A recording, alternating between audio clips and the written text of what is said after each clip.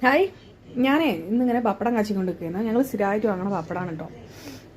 കരികളി പപ്പടം, നല്ല അടിപൊളി പപ്പടം, നല്ല പൊളച്ചി പൂരി പോലെ കേട്ടോ. അപ്പോൾ നമുക്ക് ഭയങ്കര ഇഷ്ടമാണിത്. അങ്ങനെ വെറുതെ എപ്പോഴും തന്നെയാണ് വാങ്ങുക. ഇവിടെ അമ്പാലയല്ലേ, ഹരിയാനയെല്ലാം നോക്കണം. അപ്പം കേരളക്കടയിൽ നിന്ന് വാങ്ങുകയാണ് കേട്ടോ ചെയ്യാ പപ്പടം.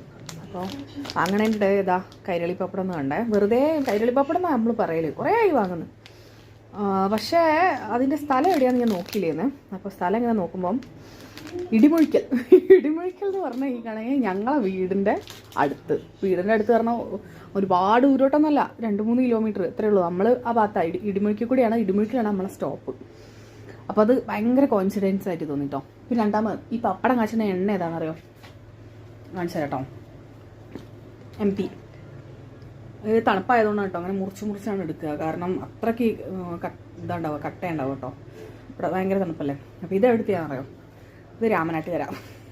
അപ്പോൾ നാട് വിട്ടാൽ എന്താ, പപ്പടം കാച്ചിൻ്റെ എണ്ണയും പപ്പടമൊക്കെ നമ്മളെ നാട്ടിൽ തന്നെയാണ് കേട്ടോ. ഭയങ്കര സന്തോഷം. എനിക്ക് ആദ്യമായിട്ടാണ് ഇപ്പം പറഞ്ഞ മാതിരി നാട്ടിലത്തെ സാധനങ്ങളൊക്കെ കിട്ടണേ. അല്ലെങ്കിൽ കിട്ടുകയൊക്കെ ചെയ്യും, കുറച്ച് അപ്പുറത്തേക്കൊക്കെ ഉള്ള കിട്ടുക. തൃശ്ശൂരൊക്കെ ഉള്ളവരെ കിട്ടലുണ്ട് കേട്ടോ. എന്നാലും എനിക്ക് ഈ ഇടിമുഴുക്കുള്ള സാധനം കിട്ടിയപ്പോൾ ഭയങ്കരമായിട്ടൊരു അത്ഭുതം കേട്ടോ. ഇത് സഹല പപ്പടം എന്ന് പറഞ്ഞിട്ട് പപ്പടം എന്താ അങ്ങനെയല്ലേ എഴുതിയത്, സഹല പപ്പടം വർക്ക്സ് ഇടിമുഴിക്കൽ. ഇതാ നിങ്ങളെ അയൽവാസികൾ നിങ്ങളെ പപ്പടം വാങ്ങിയിട്ടാ. ഇതാ ശരിയേ, ബൈ.